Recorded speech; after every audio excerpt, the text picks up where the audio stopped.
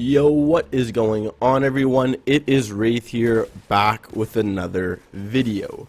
Now in today's video, since Duo Dreamhack is coming in the next couple days, I've decided to make a video on how you can kind of do the best you possibly can, you and your partner. And basically I'm going to be breaking down and giving tips on how to perform and maybe even make a little bit of money. So if you're looking forward to that, make sure you slap a like on this video, hit that subscribe button, use creator code WraithFN in the item shop, and let me know if you are using it down in the comments, and then let's get right into today's video. So for the first tip, and it's going to be an obvious one, but I'm really going to break it down for you guys so you actually know what you're doing, because so many people struggle with this, and it's finding a good duo partner. Now obviously this is super important, because finding a good partner is going to be basically the difference between if you make money, if you finish in the top 100, if you finish in the top 1,000, or if you just don't place at all, or you guys don't even play the tournament because one of you guys quits. So basically when you're looking for a duo partner or any kind of team, like trio, anything, it's super important to make sure you follow a very tight-knit criteria. So a couple things that I would kind of look for when I'm finding a duo partner, and if you guys don't know how to find one, join a Discord for your region, whether it's EU, NA East, NA West. You can just look them up online and find people through Discord. Probably the best way, in my opinion, unless you already have friends that you know of who is decent. But there's tons of things that you guys should be looking for.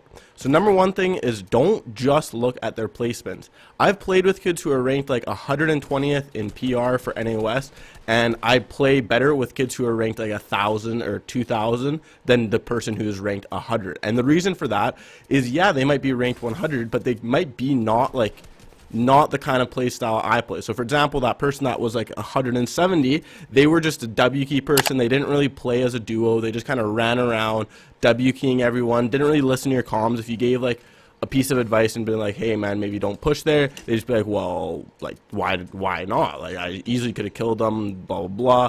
So you want to make sure you find someone that you're compatible with, who doesn't make a lot of excuses. Like if someone's just constantly making excuses saying like, oh well, the reason I died was because I didn't have any mats, or the reason I died was because that team pushed really weirdly, right? Like you should be looking for someone who's like accepts their mistakes and be like, okay, like maybe I shouldn't have pushed there, maybe we should have farmed up a little bit more. And then the same thing goes for you. If someone gives you an advice, make sure you take it. Don't just kind of say, oh whatever, and brush it off, right? Like unless you 100% know you're right, but even then, like just keep it in mind and just be like, hey, maybe that person might be a little bit right.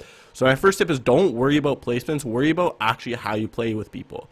Like placements is a good indicator of how good someone is, but trust me, it's way better to play with someone who's ranked like 3,000 PR, who doesn't have any top 100s, who you play better with and who's like more friendly and you can play with, than it is someone who's ranked top like 500 who's just not like a duo compatible player.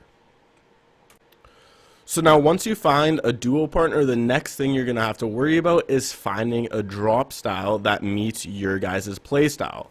So what kind of play style do you guys have? Are you guys the type of players kind of W key, to play a little bit W key, a little bit placement, straight placement? Like what kind of play style you guys? And you guys have to kind of figure that out and talk between yourselves and kind of figure out what kind of play style that is.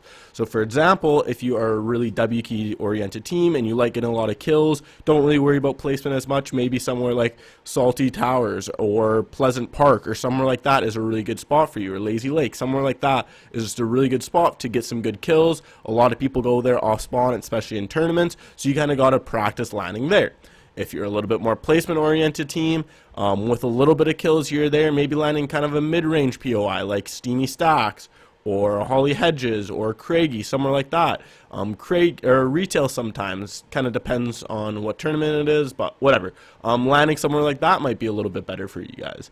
If you're just a straight placement team, maybe just landing somewhere even a not POI, like for example, someplace outside of Craigie, like the Fishing Island, or outside of Steamy, those 2 houses or 3 houses, I mean, like landing somewhere like that. Like finding a drop spot is so key to basically figuring out if your team's going to succeed or not. So now once you find a duo and once you find a drop spot where you're going to want to go, basically the next play is creating a game plan on what you guys want to accomplish. So how many points are you guys going to need, what's your game plan, what you're going to do to accomplish your game plan, and how you're going to get there. So for example, if you're going to need 300 points you think to place top 100, and that's what you want to do, well then make sure you guys know how many points you need per game. And obviously I don't know the exact points, but you guys can figure it out by looking at kind of the placements. And obviously you might not know exactly, but you should generally kind of take a guess and be like, okay, we're probably going to need around 400 or 800 or 200 or whatever the numbers are, right? You're probably going to want a general consensus of how much you're going to need.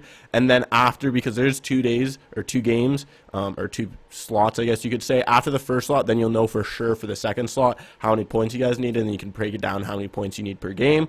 The next would be if you guys are going to W key any of the games. If for your first 2 games you're going to work on W keying a little bit more, maybe get some kills because players are a little bit weaker, and then you're going to go for the placement games, or you're going to W key the entire time, or straight placement the entire time. Like, what's your game plan for each game? What are you going to do if your game plan's going well, or if it's not going well? If you guys are way below points, are you going to W key? Are you going to just keep going, keep playing placement? Or if you're doing absolutely unbelievable, are you going to stop W keying and you're going to play more placement? Or what's the game plan? What are you guys going to do? Try and kind of think of that way.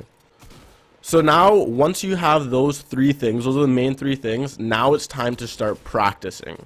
So start landing your drop spot and start kind of working on a bunch of things. So start deciding where you guys are going to land in your drop spot. So for example, if you're going to land retail row, let's just say, which side are you guys going to land on? Are you guys going to land on shop side? Are you guys going to land on houses? Are you going to watch the other team landing and kind of see if they're landing shops, then you're going to land houses, or you're going to 50-50 them? What's going to be the play? Start practicing that, whether it's in arena, whether it's in customs, whatever the case is. Start working on your drop, start working on your guys' loot path. Who's going to land at which house? If you guys land shops, who's going to land at which shop, etc., etc.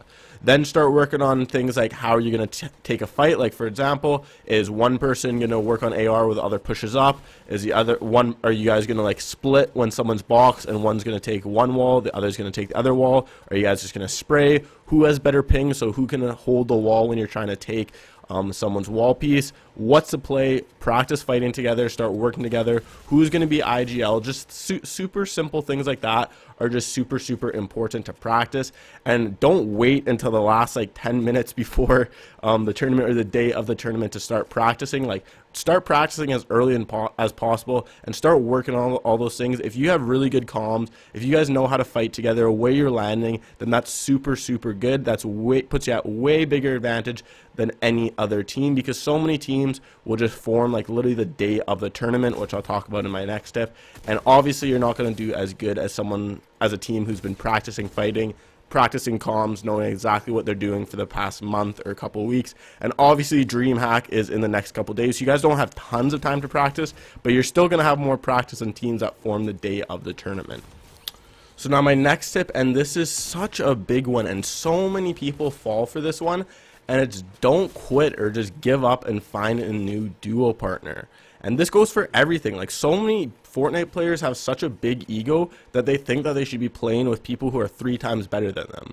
So what I mean about that is, like, so many times throughout tournaments, myself, people I know, everyone, like, there's so many times where you'll be playing with a duo or trio, and halfway through the tournament they'll be like, okay, screw this, and quit. Or after the tournament they'll just be like, you guys have been practicing really well, things have been going good, you guys have been playing scrims, you've been winning the scrims, you guys have been clapping in arena, like doing tons of kills, winning so many games, and then you guys play one tournament and something goes wrong, like you guys just don't play the best, it's not your day, and you guys say, well, that's too bad, I'm gonna go look for another duo partner, right? Like, that's not the play. You gotta trust yourself. If you find a good duo partner, just because you guys do bad one tournament doesn't mean that, like, you guys should just quit and go find another duo, right?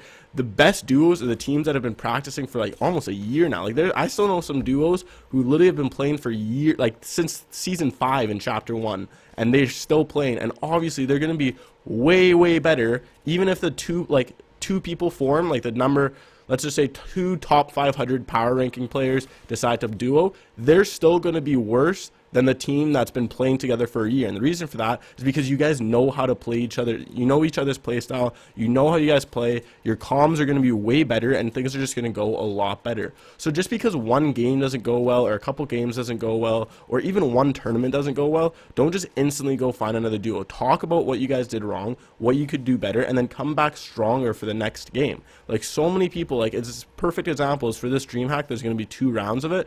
I guarantee you probably half or even 3/4 of the teams that are playing in the first one are going to go try and find another duo for the second half. And that's just not going to be the play. Like, if you guys do somewhat decent or even not that great, but you guys still know you play together well and you guys are good at playing like with each other, you have good comms, etc., and things just didn't go well, just work on it. Like, talk about it. You have an hour in between games, and then even for the next duo event, just talk and work on it and keep playing together. And trust me, it'll be way better than if you just find someone new right before the tournament starts.